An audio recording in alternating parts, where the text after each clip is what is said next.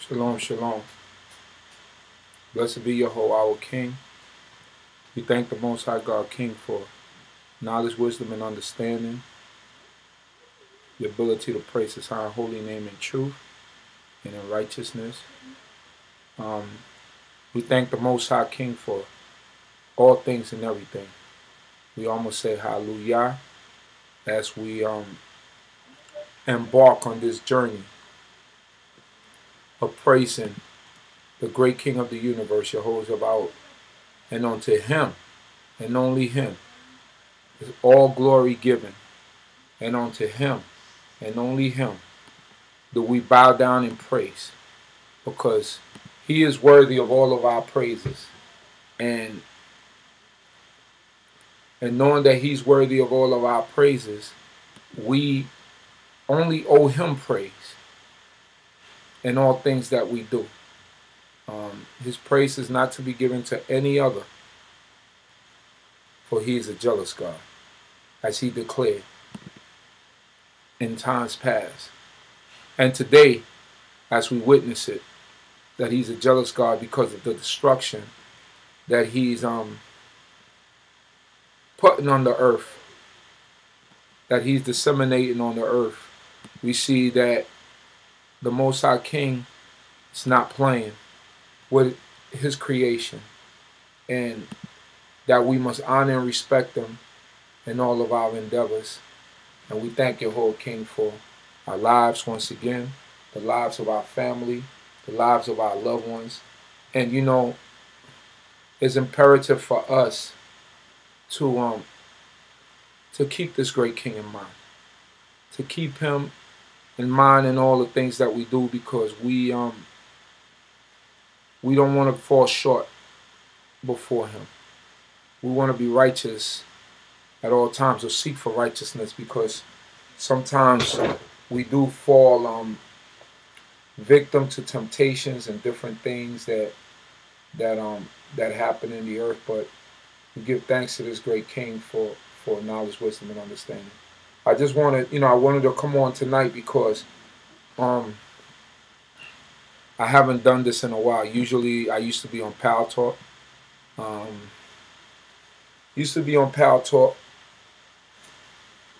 And we had discussions like this on Pal Talk, but now I just wanted to bring it to the forum on YouTube. That way we could you could see me and we could communicate, and we could see what's going on. The topic of tonight is about the madness and the craziness that's going on in the earth at this time. We see it. We have experienced it from as far back as Columbine to the Timothy McVeigh and all the different occurrences that happened. The school in Connecticut, to the Charleston shooting, to this past week, the former reporter that went out and executed or murdered some people as they were conducting an interview.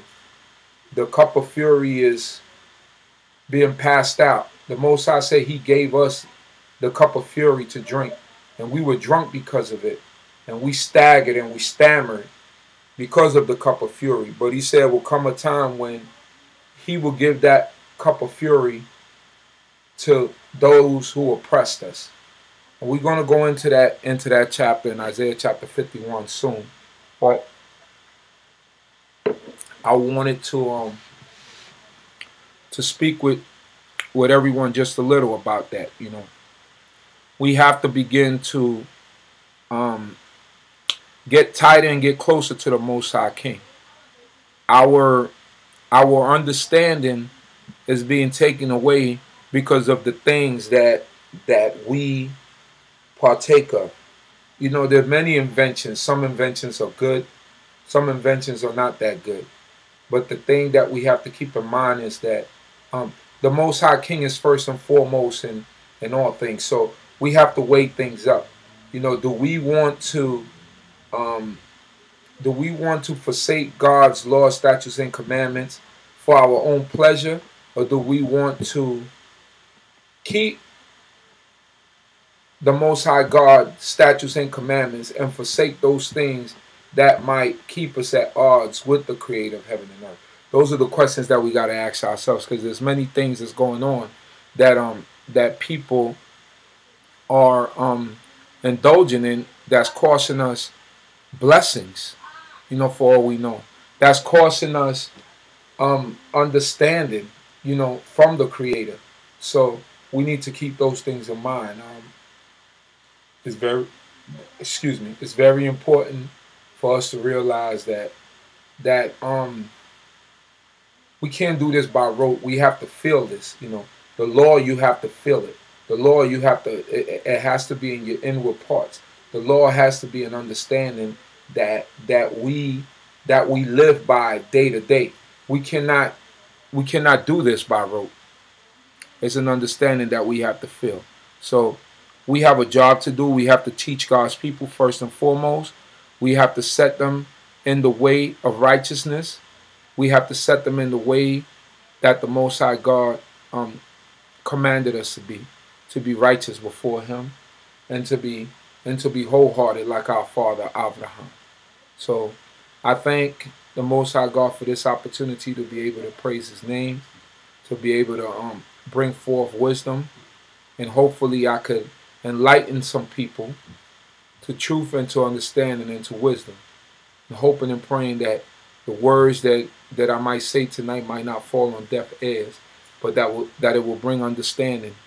It will bring knowledge, wisdom, and understanding, like the name of this channel, Da'ad Chakma Bina, will bring knowledge, wisdom, and understanding to those who are listening and those who are out there, at the sound of my voice. So I'm going to read from the book of Isaiah. The book of Isaiah, chapter 51. Just give me a second here.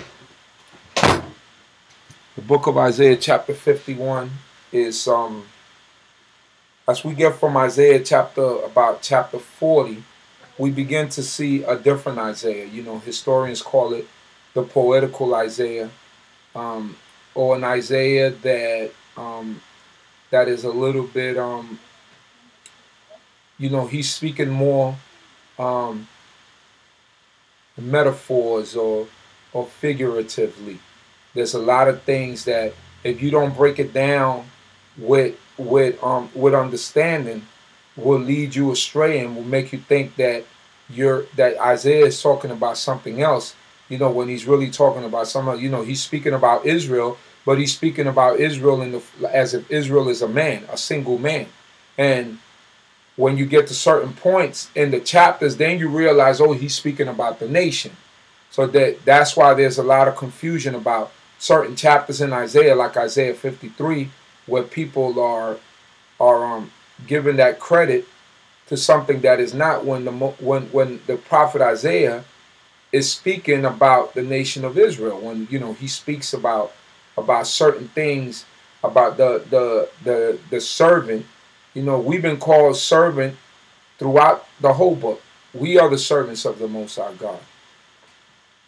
That's right. We are the Eved of the Most High God, the servant of the Most High God. So we have to keep those things in mind. So we're going to read in Isaiah chapter 51, starting from verse 1.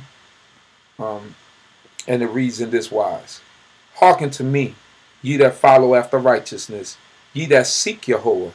Look unto the rock from whence ye were hewn, and to the hole of the pit for whence ye were digged. So clearly right here, the prophet Isaiah is speaking about the nation of Israel. It's speaking about those who come forth out of Sarah and come out of our great father Abraham. May the Most High God bless his memory. It says, look unto the rock from whence you were hewn. The rock from whence you were hewn. A rock is almost an unchangeable matter. The Most High God is comparing the great prophet Abraham, our great father Abraham, unto a rock. Most rocks, you can't break them. You cannot change their form unless you really use a real blunt object to break it.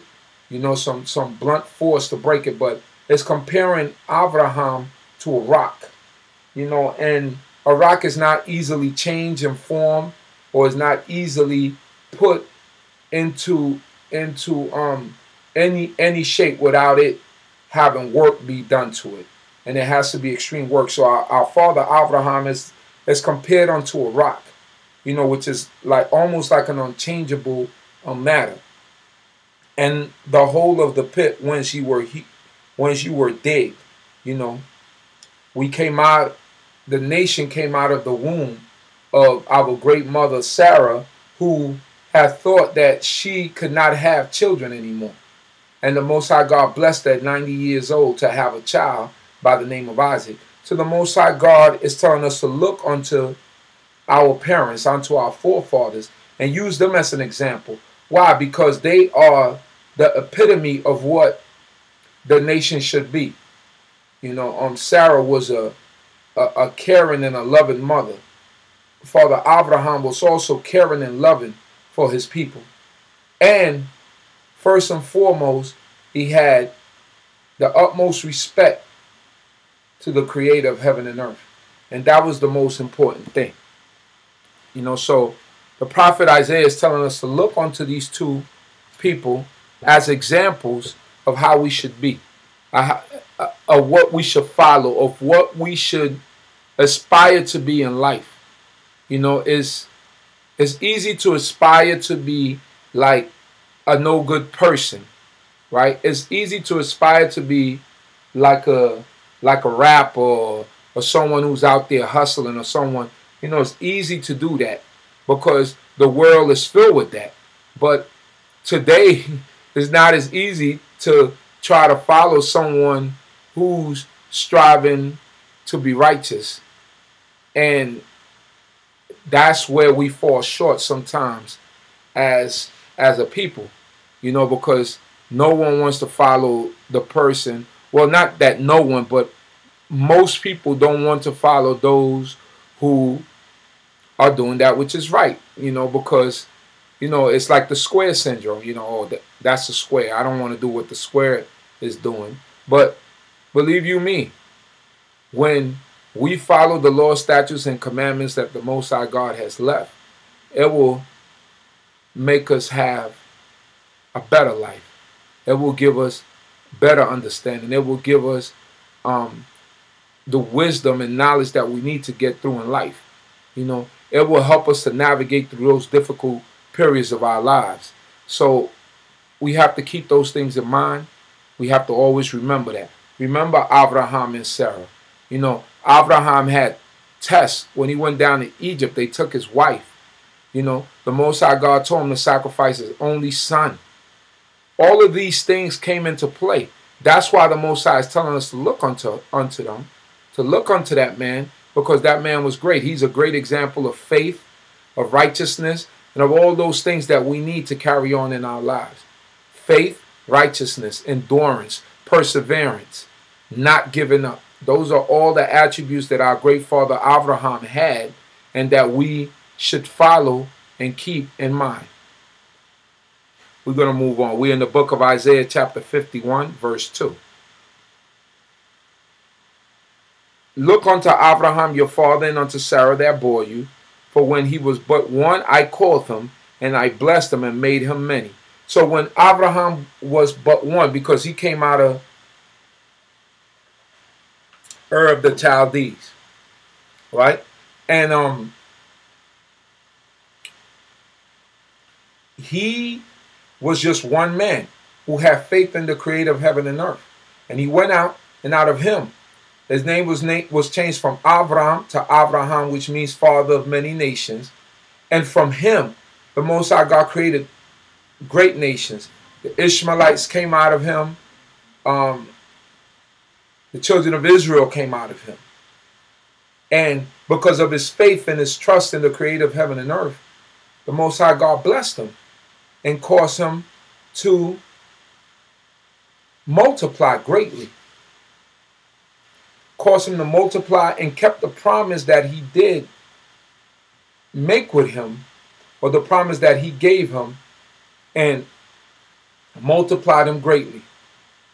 And through his lineage, through his seed, through through Isaac and Jacob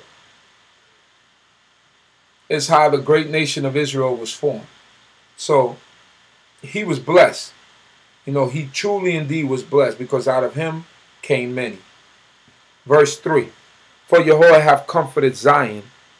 He hath comforted all her waste places, and have made her wilderness like Eden, and her desert like the garden of Yahweh. So for Yahweh hath comforted Zion. He hath comforted all her waste places, and have made her wilderness like Eden, and her desert like the garden of Yahweh. Joy and gladness shall be found therein, thanksgiving and the voice of melody. So this is in reference to the land being desolate. You know, once again, you know, the Most High God gave the land joy again. For Yahweh have comforted Zion. He have comforted all her waste places. All the places that were destroyed, the Most High God comforted, because he is the comforter of the nation of Israel. And have made her wilderness like Eden. Her wilderness, he had made it like Eden, meaning he had made it pleasant once again. And her desert like the garden of Yahweh. Joy and gladness shall be found therein, thanksgiving and the voice of melody. Verse 4. Attend unto me, O my people, and give ear unto me, O my nation. For instruction shall go forth from me, and my right on a sudden for a light of the peoples. So attend unto me, O my people. Who is this me? That's the Creator. Attend unto me, O my people, and give ear unto me, O my nation. We are the nation of the Most High. Most High wants us to hear. He wants us to listen, because when we hear and listen, we are more inclined to following the law, statutes, and commandments. So he wants us to hear and listen, because he has a very important message for us. For instruction shall go forth from me, and my right on a sudden for a light of the peoples.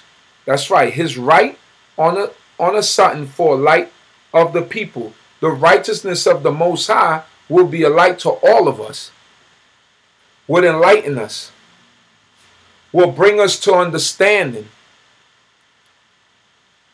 What is the right? The keeping the law, statutes, and commandments. The keeping the holy days. The keeping the Shabbat day holy. The keeping all the statutes and regulations that the Most High God has left here on record for us to do. That is the right of the Most High. And those are the things that we have to keep. And those are the things that we have to take heed to and attend to. We have to keep these things in mind. The Most High God created us for his glory. The Most High God created us to uplift his name. That's why we were put on the earth. And to be good and faithful servants. But many of us, you know, we have turned our backs on this great king. Many of his people. And it goes on, verse 5. My favor is near, my salvation is gone forth, and mine arm shall judge the people. The isles shall wait for me, and on mine arm shall they trust. It says, let's break this down. My favor is near, meaning his favor, his goodness to us, or the things that would make us happy, you know. He said, my favor is near, my salvation is going forth. His salvation. God is the Savior of the nation of Israel. So the Most High God is promising us salvation. This prophecy is twofold. You know, it was for back then, but it's also for today. My salvation is going forth. Has his salvation gone forth today? Absolutely. Many of us are awakened to the truth of the true and living God, and that is the salvation of the Most High God in play to all of us. So the Most High God is executing this prophecy twofold. He executed it back then, and now he's executing it again today, because his salvation has gone forth. And mine arms shall judge the peoples. The Most High God, it says, he said, you justify the righteous, you condemn the wicked. So we all are being judged. And judgment is not in the afterlife. God never tells us that there's a judgment in the afterlife. Your judgment happens right here. You face the piper right here. because it says this right here, and my arm shall judge the people. The Most High will judge us right here. Meaning, things are going to happen. The Most High God will tap us here, will tap us there for the things that we have done. No sin goes unpunished unless you follow the things to atone from sin. It said almsgiving is atonement for sin. So you got to do certain things to wipe your slate clean. For the Most High, it's almost a sacrifice of giving something in order for the Most High God to release mercy towards you. So these things are formulas and things that we have to do for the Most High God to have mercy upon us. And we have to keep these things in mind. It says, the isles shall wait for me, and on my arm shall they trust. So the people in the islands shall wait for him, and on their arm shall they on his arm shall they trust. We only supposed to trust in the power of the creator of heaven and earth. We only supposed to trust in him because he's the one that could save us. You know, you got things happening. I think it's coming up on 10 years from when Hurricane Katrina hit New Orleans. You know, that was all the creation of the Most High. He creates the winds. He causes the sea to come over the stop line. You know, he causes them to break levees. It's the Most High's power. You know, many of our peoples died down there, and there was a tragedy.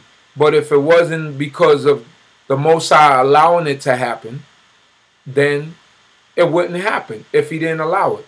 But we feel for our people because the Most High also tell us, don't rejoice at the death of the wicked. And not saying that all those people down there were wicked, but I'm just saying we can't rejoice at anyone's death because perhaps the Most High will reverse it and bring it to us. So we remember our people that lost their lives down in New Orleans over a year ago, over 10 years ago, I mean.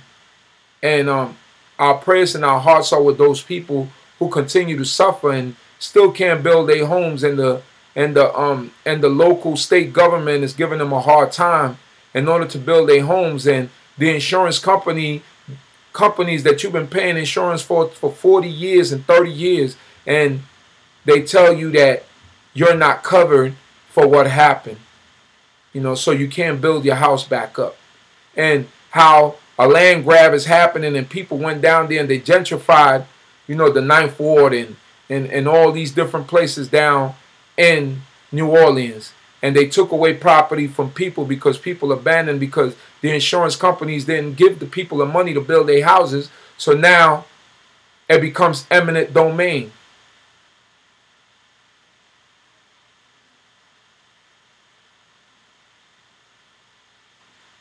It's not right.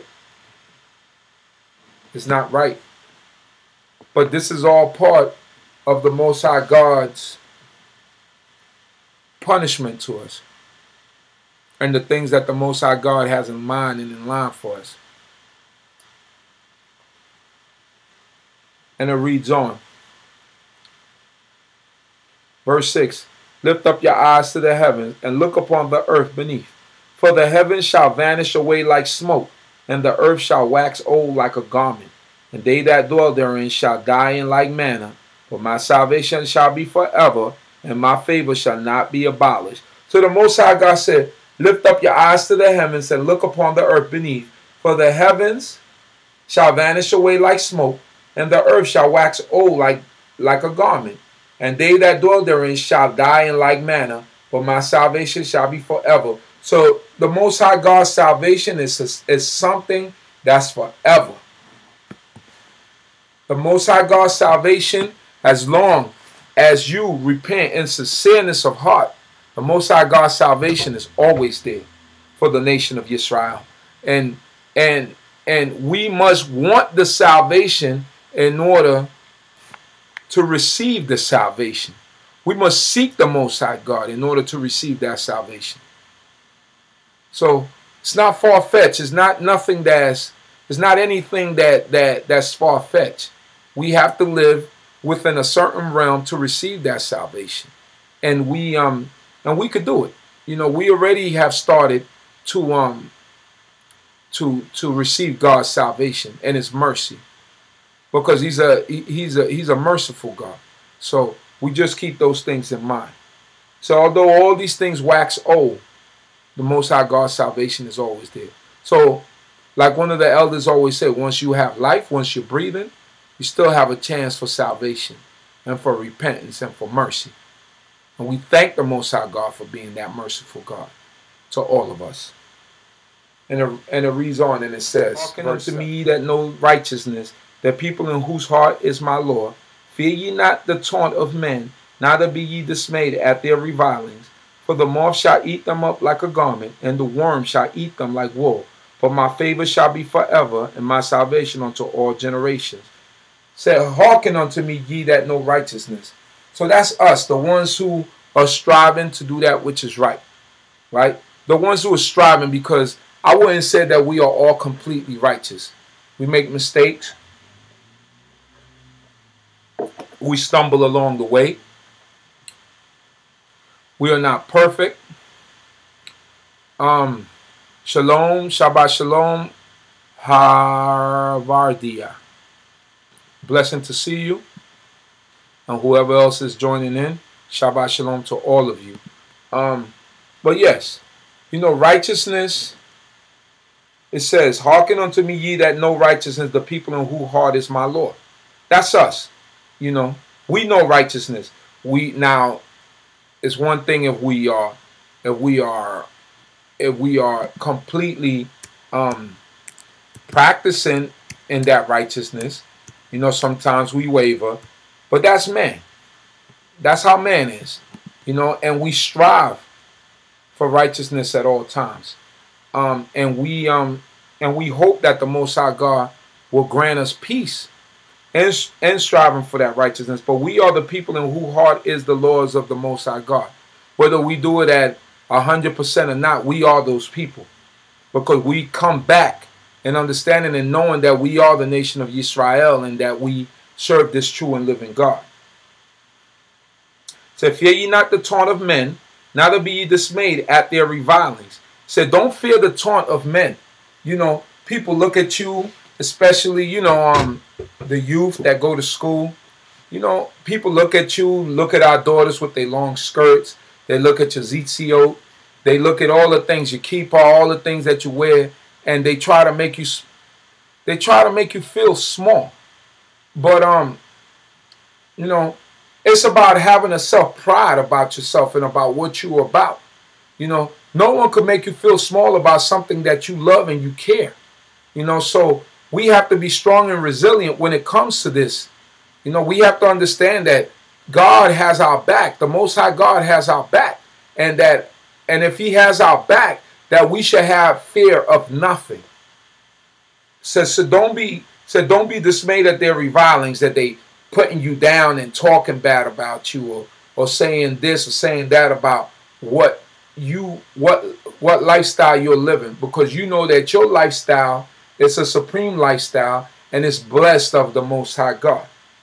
It says, for the moth shall eat them up like a garment. Once again, is using a metaphor or a figurative way of explaining how those who are evil or those who taunt will be eaten away like the moth eats away a garment. You know, a moth, you know, you got to put the mothballs down, because if you don't put them in the closet and the moth grow in there, they eat up all your wool and your good clothing. So the Most High God is showing that, you know, just like the moth eats away that garment, so is the Most High God is going to do away with the wicked that revile and put down and denigrate His people. The Most High God is going to deal with them. And the worm shall eat them like wool. But my favor shall be forever, and my salvation unto all generations. But even after all those people are gone, the favor of the Most High God will be there, and His salvation shall be to all generations. So His salvation, just like it was in the time of Isaiah, it is here for us today. And many of us could attest to the salvation of the Most High God and what He has done for us in our lives, and the mercy that He has given us throughout our lives, which is a testament to the greatness of the Most High God King. Give me 1 second here.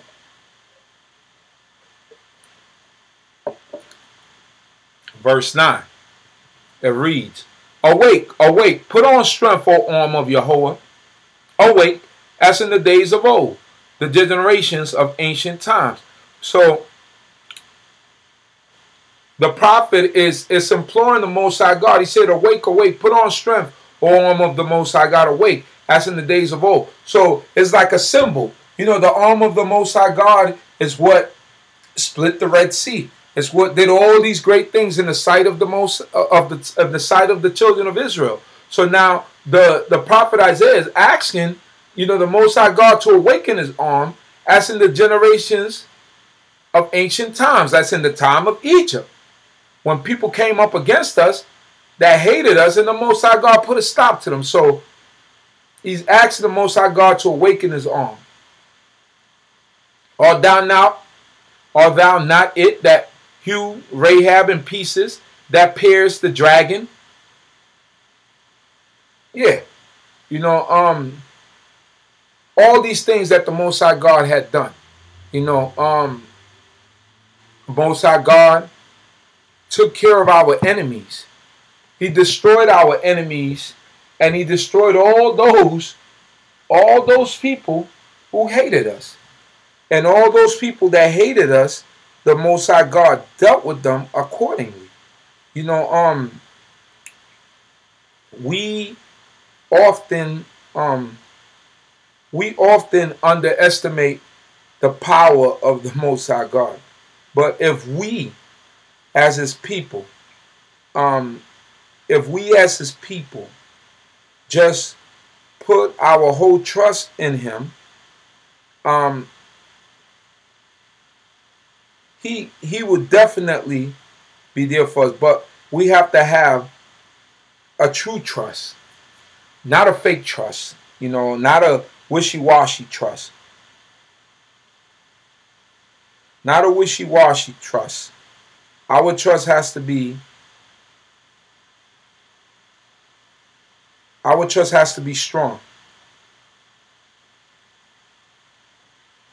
has to be strong.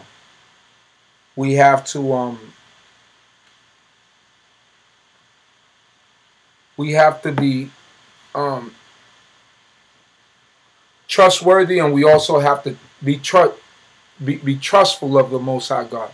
You know, the Most High God would be there for us. So as I go back and I say, Awake, awake, put on strength, O arm of Yahweh, awake as in the days of old, the generation of ancient times. Art thou not it that hewed Rahab in pieces, that pierced the dragon? Art thou not it that dried up the sea, the waters of the great deep, that made the depths of the sea a way for the redeemed to pass over? So the prophet Isaiah is trying to rile up the Most High God. So art thou not the one who hewed down Rahab and brought down the dragon? Art thou not he who dried up the Red Sea? He's trying to bring to remembrance to the Most High all the great things that he did. He said, come on, let's get your people out of this situation. And just like we implore today for the Most High God to get his people out of the situations that we're in today. Aren't we tired of it? We have to be tired of it. We have to be tired. Listen, we are living in this society. We are working and living from check to check. I'm reading from Isaiah chapter 51, my brother. Benjamin Moshe Ben Yisrael. Isaiah chapter 51. Aren't we tired of living in the calamity and in this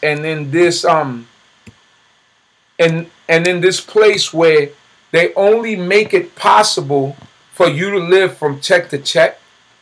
I mean, it's ridiculous. As Israel, we got to come together and we have to find our own way of producing for ourselves. Make that money circle around in our communities before it goes out of our community. Let it circle around 20 times. You know, we often come down on the European and on the Jew. But How can you come down on a European and a Jew when we haven't even applied the principles that they have applied in living life?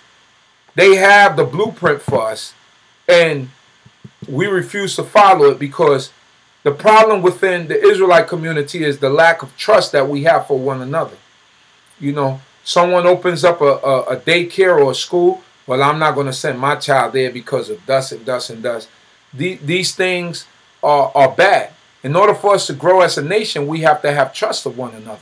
We have to be in the same accord and be able to say, I know that my brother, I know that my sister has my back.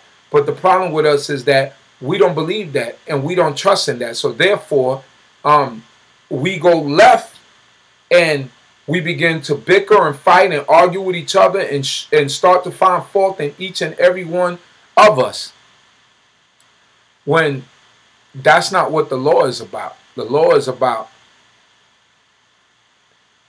living good one with another.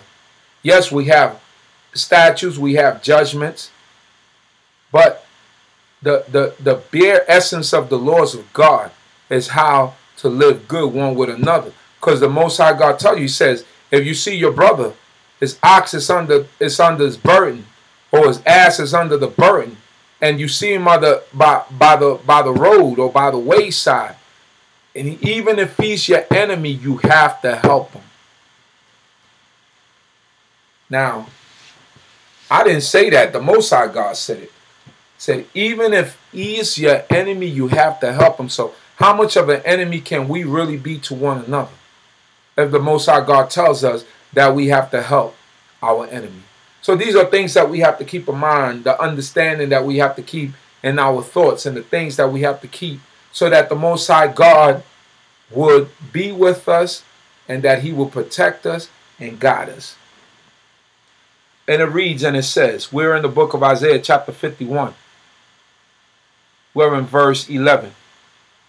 Let's go from verse 10 again. Art thou not it that dried up the sea, the waters of the great deep, that made the depths of the sea a way for the redeemed to pass over? We are the redeemed of the Most High God. The Most High God did make a way for us through the Red Sea, or the Sea of Reeds, as it is properly called, the Sea of Reeds. It is not the Red Sea. It is the Sea of Reeds. When you break it down in Hebrew, you know, it is the Sea of Reeds, not the Red Sea. That was just the English translation that was botched up. But the true translation is the Sea of Reeds. I mean, most of the people today is called the Red Sea, so we know it as the Red Sea. We call it the Red Sea. But the proper translation for that was the Sea of Reeds.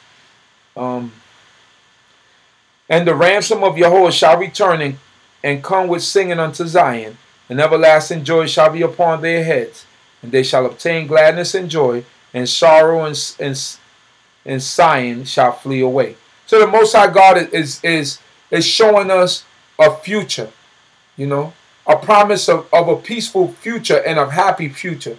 I mean, the Most High, just like any parent wants their child to be happy. You know, there's a way for us to live in happiness in doing this.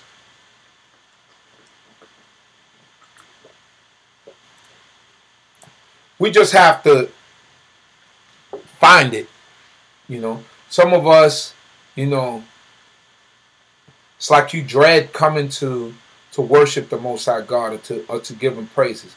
But the Most High God said he destroyed us because, in Deuteronomy 20, he said, because we didn't come to him with gladness of heart. We have to come with gladness of heart. We have to come with gladness of heart. That's a must. We don't come with gladness of heart, then the Most High God would destroy us and spew us out from the land.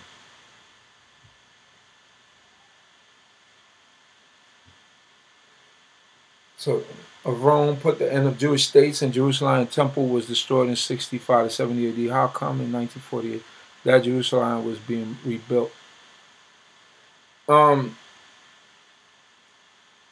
I don't believe that you know, I'm not gonna go into that whole, you know, that whole state of the rebuilding of Israel and when it was rebuilt or whatever, because in 1948 the European got there, but truly there was still people living in Israel throughout all those centuries. Israel was never truly really abandoned, you know. So you know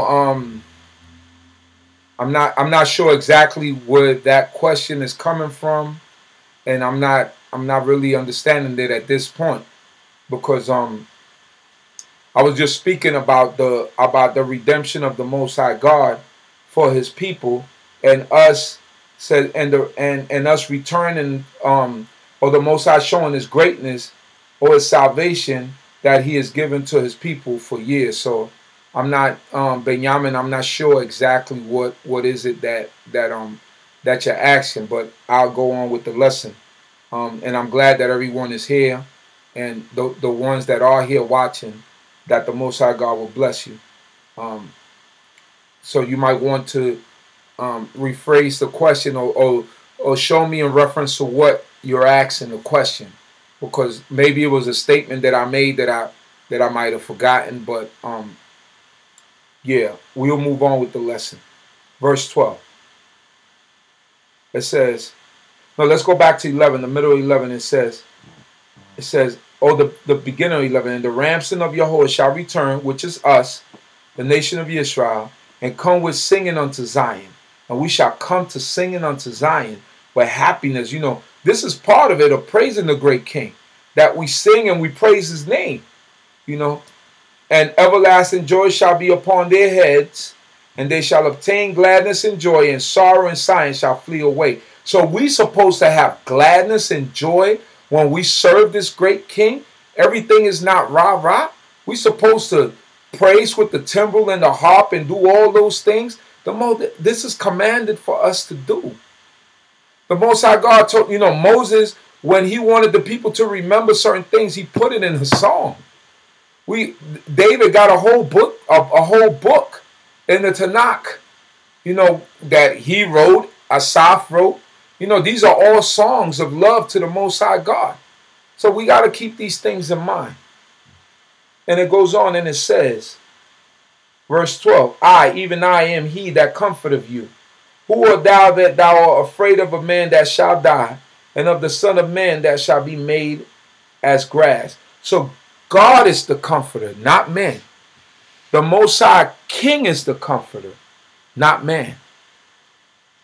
Man could comfort you, but so much. But the true comforter of Israel, who comforts us even in these captivities, who make us at least have some type of peace, and even in these times of destruction, is Yahweh our King. He gives us that peace of mind. And even with all the things that's happening before us, all of the destruction. There was just a hurricane that ravaged the island of Dominica this past week. You know, like I said, it's almost 10 years since Katrina. We had Sandy right here in New York City. So this is the God who gives us a peace of mind even in times of destruction, to where it doesn't affect the children of Israel or those of us with knowledge of ourselves as much as it does everyone else. So God is even giving us a Goshen, and even this captivity, and even in this Egypt. So we must say Todah Yah for that. We must say Todah Yahweh for that, because He is great and His mercy endures forever. Hallelujah. So who art thou that thou art afraid of man that shall die, and of the Son of Man that shall be made as grass? The grass is here one day, is gone the other. So who are us to be afraid? You know, we must only fear this great King. Man is here one day and gone tomorrow. So as a man, you cannot be afraid of another man. That's right. We cannot be afraid of another man. Listen, the Most High God made us a courageous people. He made us a strong people. We have to be willing. The prophet Jeremiah, he was afraid. He didn't want to go before the people. He said because the people had faces of flint. And he said he couldn't speak. The Most High said, don't say you can't speak because you're a child. He said, who has made the tongue? He said, I made it.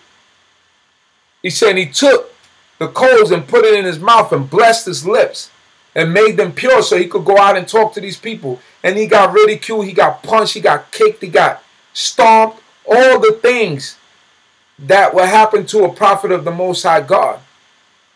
But he was not afraid. We can't be afraid to speak the truth because the people in these days need the truth, or else many of our own people gonna die. People don't see it. They live in a blind state of mind, even people within our families. That's right. Even the people within our families. But we're here to try to save them because we love our loved ones. You can't, even if you're in this way of life and your mother's not in this, or your aunt that you love that raised you up, or your grandmother, you know, until the day they die, we're supposed to enlighten them in this wisdom and this understanding and give them the truth of the Most High God and let them know that, hey, Ima, hey, Safta, hey, Doda, thus and thus and thus and thus. Perhaps they might listen to you, but you can't be afraid. You can't be afraid to speak the truth. As God's people, we cannot be afraid to speak the truth. The truth is the truth. You can't be around people, you know, you can't be around your buddy from work and he's talking about the adulterer that he is and the adulteress that he slept with, who that woman that has a husband, and you not say anything and just keep your mouth shut. Because we have to be courageous for the truth. And we have to be able to speak in truth all the time so that God will bless us. Because then he will truly know that we are his servants. That's right, because we're not afraid to speak the truth. The truth hurts, but people respect you for speaking the truth. You know, people respect you for doing that. So don't be afraid of man. Always speak the truth. Verse 13. And has forgotten Yahweh thy maker that stretched forth the heavens and laid the foundations of the earth, and fearest continually all the day because of the fury of the oppressor, as he maketh ready to destroy. And where is the fury of the oppressor? That's right. We are afraid of the fury of the oppressor, but the Most High God is the one who makes everything happen. Nothing is out of the realm of his hand. If something happened to someone, it's because the Most High God allowed it. This morning when I was driving down Flatbush Avenue at 5 o'clock in the morning going to work, all the news cameras were out there from Channel 7, Channel 2, Channel 4, Channel 11, Channel 9, New York 1. They were all out on Flatbush Avenue. Why? Because somebody was in Ali's roti shop and somebody got killed in there. So the Most High God is the one who allows all these things to happen. So we just got to keep his law, statutes, and commandments, live in the fear of the Most High God, or live in the righteousness of the Most High God, and move forward. I said that he said the wicked is made for the day of evil. They're made for the wicked. They come with calamity.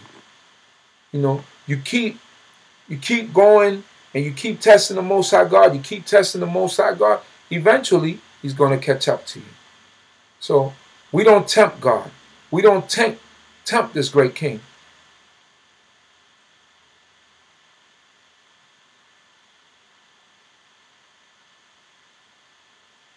And then it goes on and it says,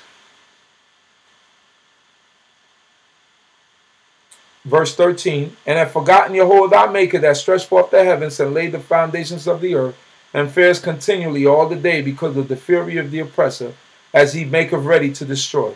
And where is the fury of the oppressor? Where is the fury of the oppressor? God controls all that. Verse 14, he that is bent down shall speedily be loosed, and he shall not go down dying into the pit, neither shall his bread fail. Who was bent down? We were. We were the one that were oppressed. The nation of Israel. That's right. And when they sought to do away with us, to destroy us, because remember, we weren't supposed to be able. Right now, what I'm doing was not the plan for a Negro and for a slave to be able to read, to be able to bring understanding. That was not the plan for the Negro. That was not. It was not the plan for the Hebrew, for the Negro. That's right.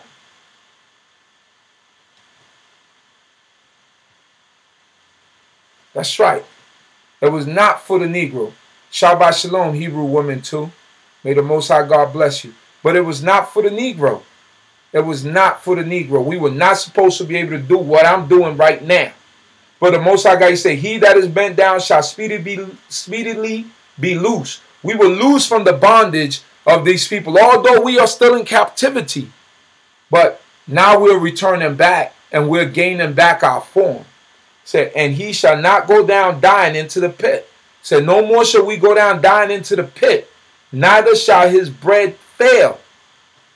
Many of us have full course meals. We throw away food. We got food to spare. We got deep freezers full with basal, which is meat. We got our cupboards all filled with rice and all types of food and products, because the Most High God didn't forsake us, and even these the lands of our captivity, because he has loosened us speedily, the bonds of oppression.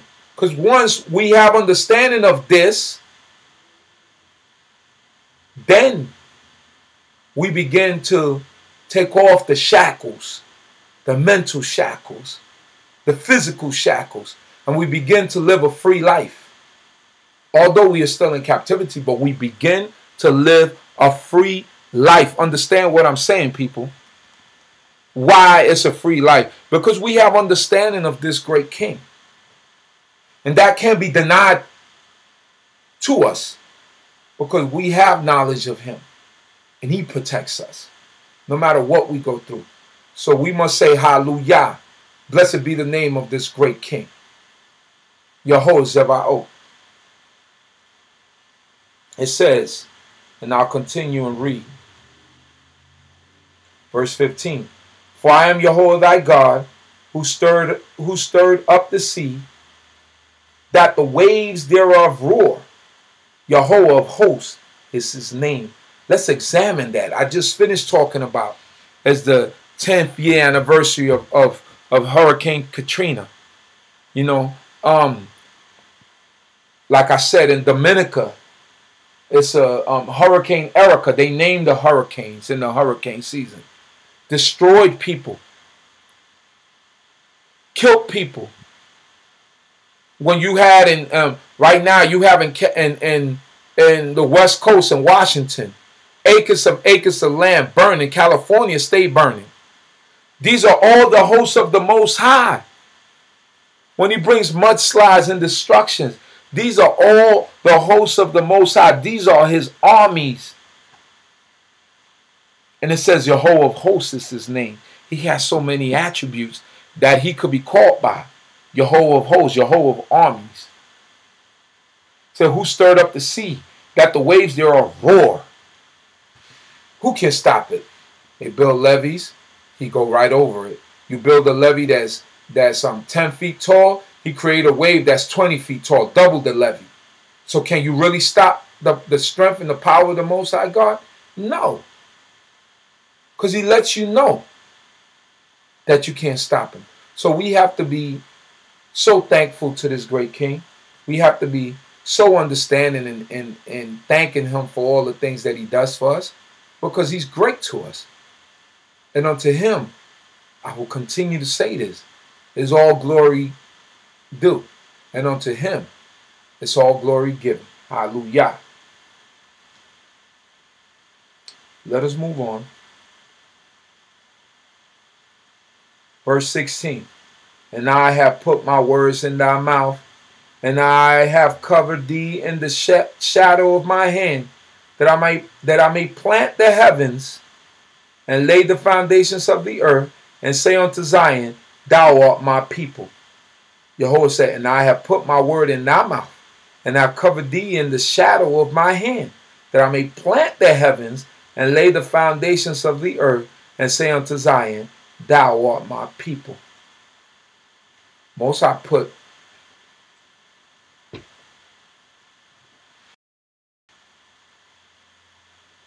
the Most High God has given us, the words to be able to speak and to be able to convey this message. He has put his word in our mouth to be able to awaken his people.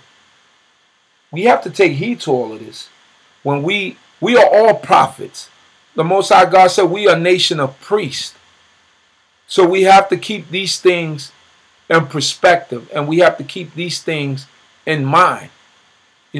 When we speak, we speaking in the name of the great King. And although sometimes we falter in our speech, we must ask the Most High God for forgiveness every time we falter in our speech. But when the Most High God say he put his words in our mouth, it's for us to speak the truth and righteousness. It goes on and it says, and I've covered thee in the shadow of my hand, meaning protection. The Most High has given us protection, even in these times where so much madness is going on, that I may plant the heavens and lay the foundations of the earth, and say unto Zion, thou art my people. So he could say to us that we are his people.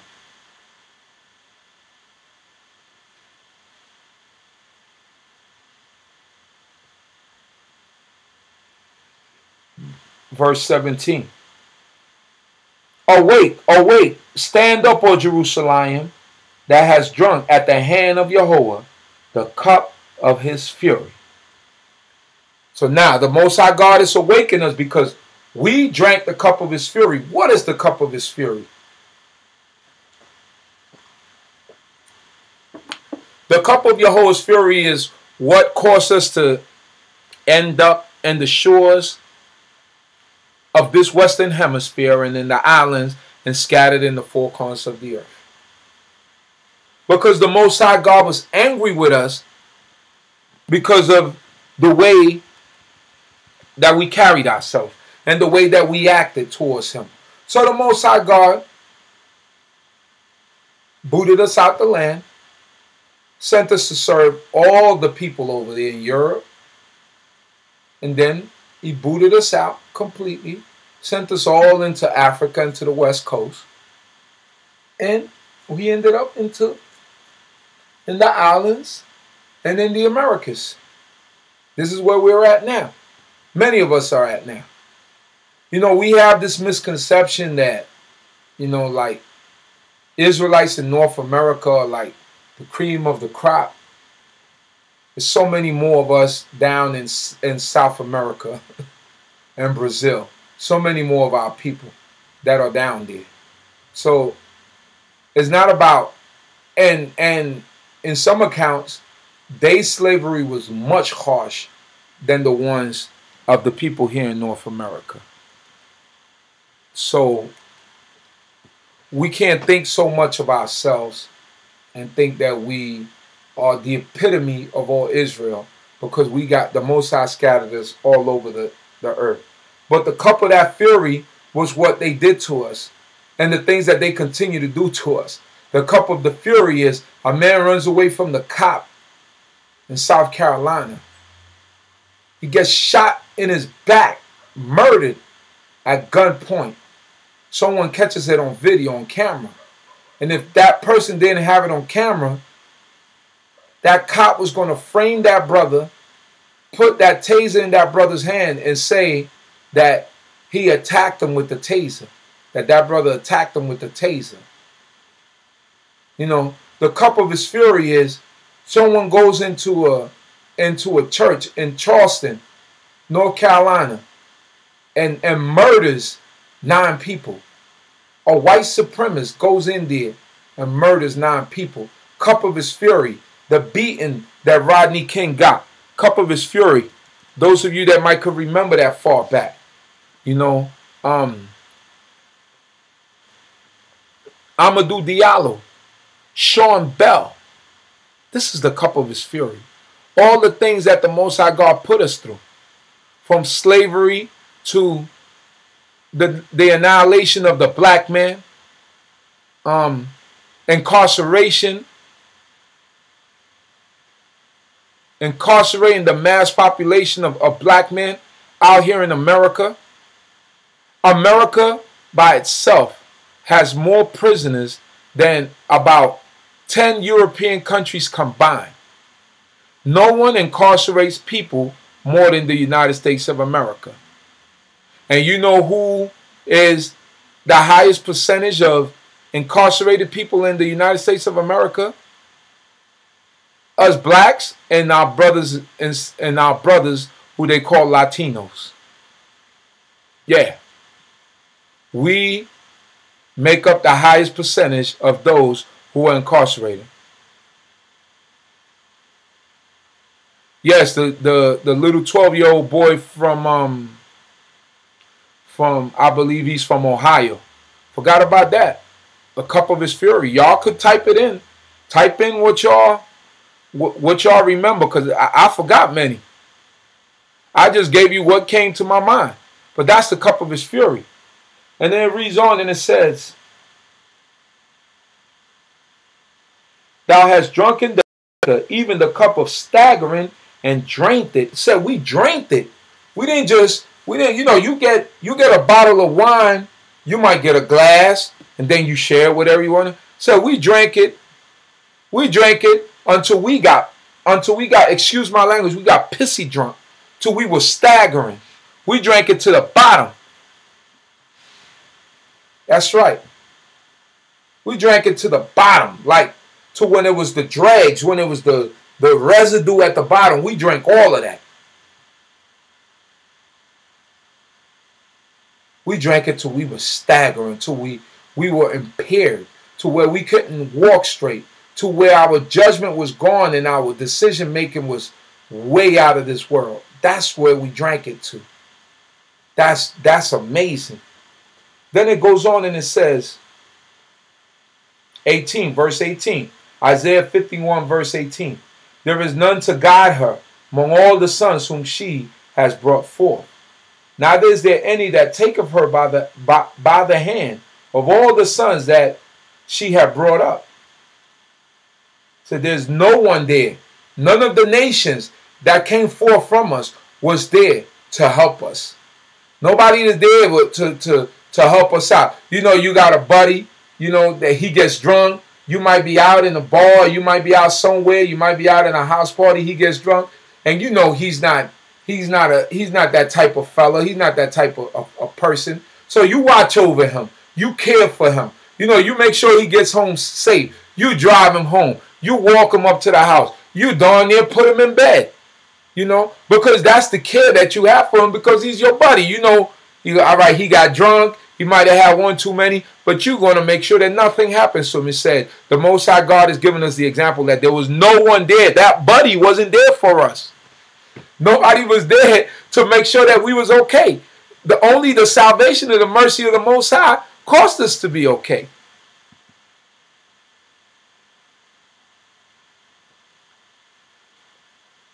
So these are the things that the Most High God is pointing out to us. There was no one there to look out for us and help us to get home. No quote-unquote designated driver. Shabbat shalom, Bathsheba. Glad to see you, my sister. Yes, we've been on for about an hour and 5 minutes, 6 minutes now. So don't worry, this is going to be on. I'm going to begin to do this, try to do this every Friday night to get back up with the motion. You know, try to do a live stream and get everything back flowing again to bring inspiration and upliftment to the people. you know, because we need that. And it's time for us to get on our job as teachers. You know, there is no time to playing anymore. We gotta stay on top of the ball. So I thank all of you for coming on and for tuning in. Right now we're in the book of Isaiah chapter 51. I'm in the middle of verse 18. No, in fact, I'm in verse 19. These two things are befallen thee. Who shall bemoan thee? Desolation and destruction, and the famine and the sword. How shall I comfort thee?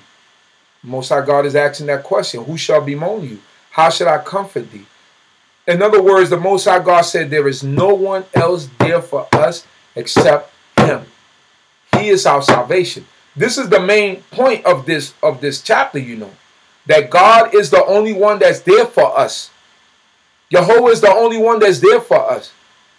You know? Like sometimes you tell like your Yeladim, you tell your children, listen, at the end of the day, something happens to you, it's only going to be your it's only going to be your family that's going to be there for you. It's only going to be us. Those friends that you call friends, they're not real friends. Yeah, you might get one real true friend, but for most part, it's your family. Get locked up, you go up north.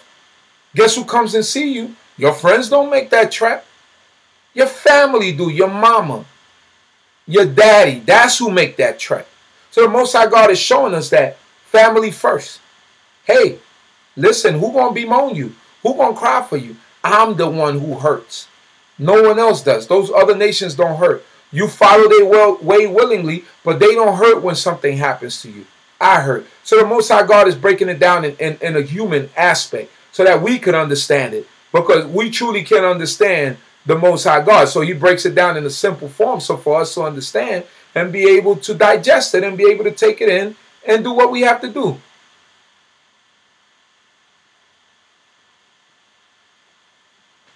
Yeah.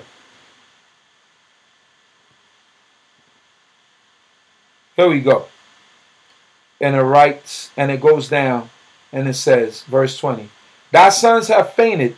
They lie at the head of all the streets, as an antelope in a net. They are full of the fury of Jehovah, the rebuke of thy God. Oh my goodness. Is that not today?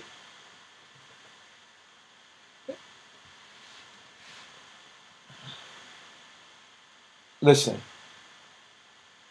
Let's read that again, verse 20. Thy sons have fainted. They lie at the head of all the streets, as an antelope in a net. You look at the situation of our people. We lie at the end of every street corner. It says, they are full of the fury of Jehovah.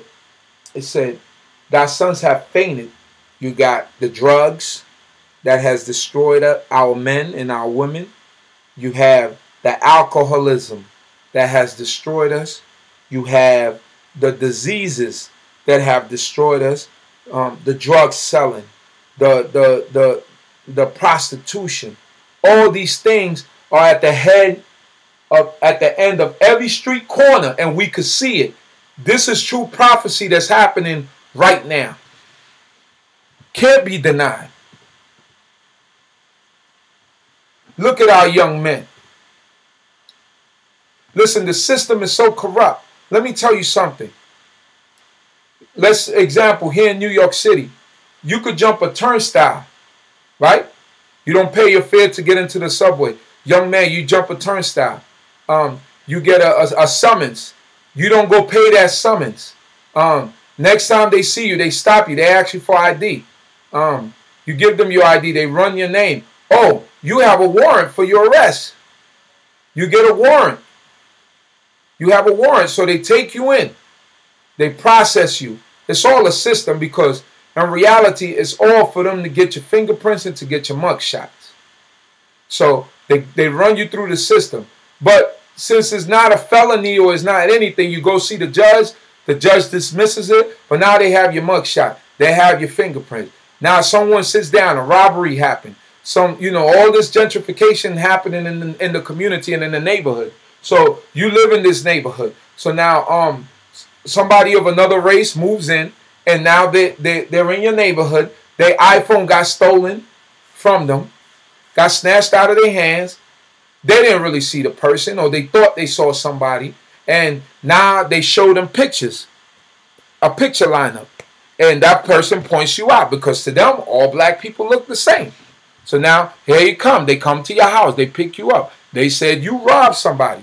Now you went from having a summons of jumping a turnstile. Now you have a full felony case on you. You go see the judge. It's your word against that person who says you robbed them of that cell phone, right? It's you against that person, and now you have it went from you having a felony for something that was minor, a minor infraction. Now you have a full-blown felony, grand larceny, because you took something by force. Ain't that something? And then because you don't have the money to pay a lawyer, and many of us are not intelligent enough to say, I'm not going to take that rap because I didn't do it. Because most of the times, why the conviction rate is so high, because our young men and our young women are copping out to things that they shouldn't cop out to. You know? And then what happens? Now you get a public defender who's working with the DA that's telling you just cop out to this, they'll reduce it to this, they'll reduce it to that. But that's a felony on your record for something that you did not do.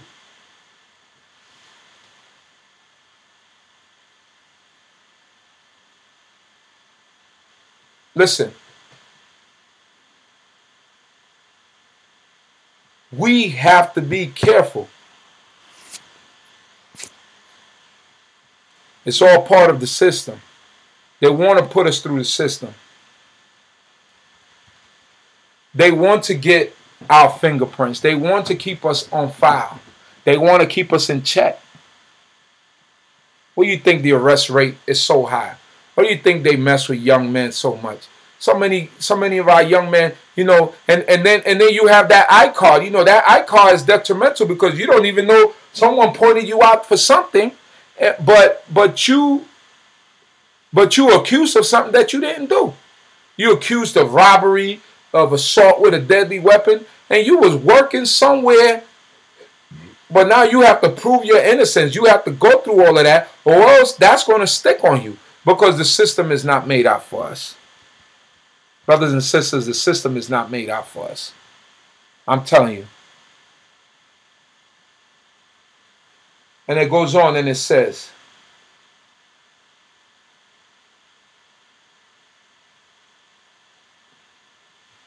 verse 21. Therefore hear now this, thou afflicted, and drunken, but not with wine. Because it was a metaphor. The cup of fury is not really wine, but it's comparing it to wine so that it's something that we could understand. You understand? The drunkenness of wine, when you drink too much and what happens and how you get drunk and how you stagger and you do all that. But we're drunken, but not with wine. It says, verse 22, thus saith thy Lord, Yahweh, and thy God, that pleadeth the cause of his people. Behold, I have taken out of thy hand the cup of staggering. God said he took out out of our hand the cup of fury, the cup of staggering. And what does he say now? The beaker, even the cup of my fury.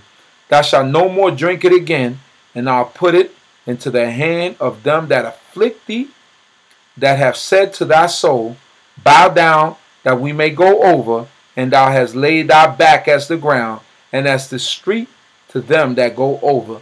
The Most High said, no longer will you have the cup of fury, the cup of staggering. Now I'm giving it to them. So now their kids are getting high with methamphetamines, meth addicts. Their children are dope addicts, crackheads, are doing all the things that cost us our destruction. Now the Most High God reversed it. This is not racist talk. This is truth. This is reality. This is true prophecy to show that this great king, his words don't return back without doing the act that he wants it to do. It's happening. We see it. We see it. We see it. The things that they sought to get away with, no longer do they get away with it. No longer do they get away with it. They don't get away with it anymore. Why? Because the Most High God is revealing it. And now it's time for them to drink out of that cup of fury. Serial killers, all types of stuff. Yeah. It's time for them to see themselves. You know, all them things. I forgot Eric Gardner. You know, all those things is for them. You even got some of them that see it and say, you know, they got this little slogan, Black Lives Matter. You see little white folks going out there with the Black Lives Matter t-shirts or whatever. Hey, you know what? The Most High God said at the end of the day, it should be a nation. It should be nation for all people. It should be a house of God for all people. You understand what I'm saying? So they could be out there, you know, and they out there with their support, but now they see the atrocity of their people, the things that they commit and the things that they do. Yeah, now they see it. Now they understand it. Now they know. Like, listen, our fathers had taught us not naught but lies, things that are of no good to us.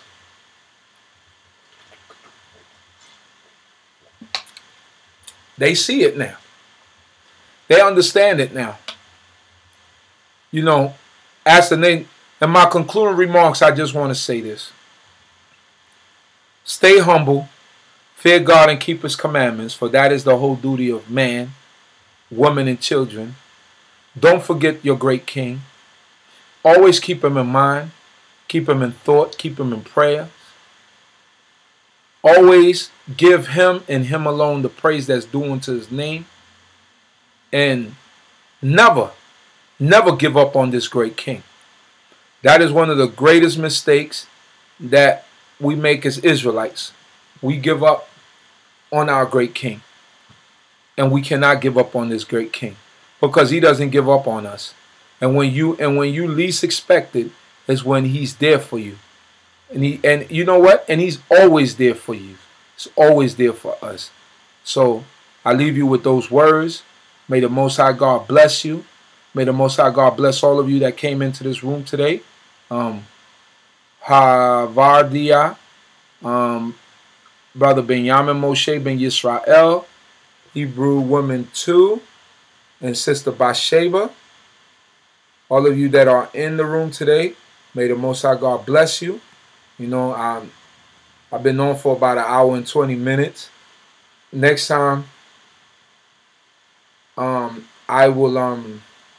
guess I will announce it that I'm probably going to start coming back on Friday nights to have these live streams, just to keep y'all in, keep y'all in tune and keep y'all doing something on Friday nights, because I know Friday nights sometimes are long.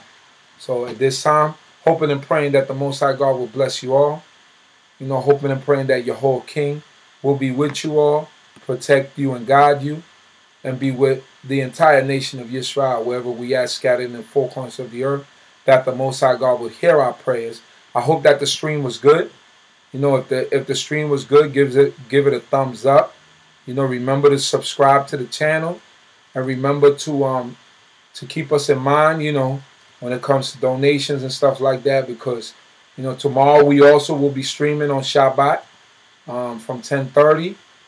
But this one will be in front of the congregation with all the music and everything else that's going on. So don't forget to support us, to keep our endeavors going. You know what you have to do to donate to us and to help us out, you know, whenever you can. So we thank the Most High God for our lives, and we thank the Most High God for all of you that are with us today. And with that, I say the blessing that the Most High God gave unto Moshe to give unto our Aaron and his sons to bless the children of Israel. Hoping and praying that on the conclusion of this night of enlightening, that the Most High God will grant us all a blessing. May Yahweh bless thee and keep thee. May Jehovah make his face to shine upon thee and be gracious unto thee. May Jehovah lift up his countenance upon thee. May he grant thee peace. Hallelujah. I'll say it in English. I know it in Hebrew, but I shot a blank, as you can see. So, we all make mistakes. I'm not perfect. Y'all know it. I always say that. So, y'all know I know the blessing, but sometimes you forget it. Hallelujah. So, we thank the Most High God once again. I don't have a congregation in Queens, New York, but there is a congregation in Queens, New York called Beit Elohim. I would have to get you that address, and then you could go out to that congregation. It's called Beit Elohim, the house of God.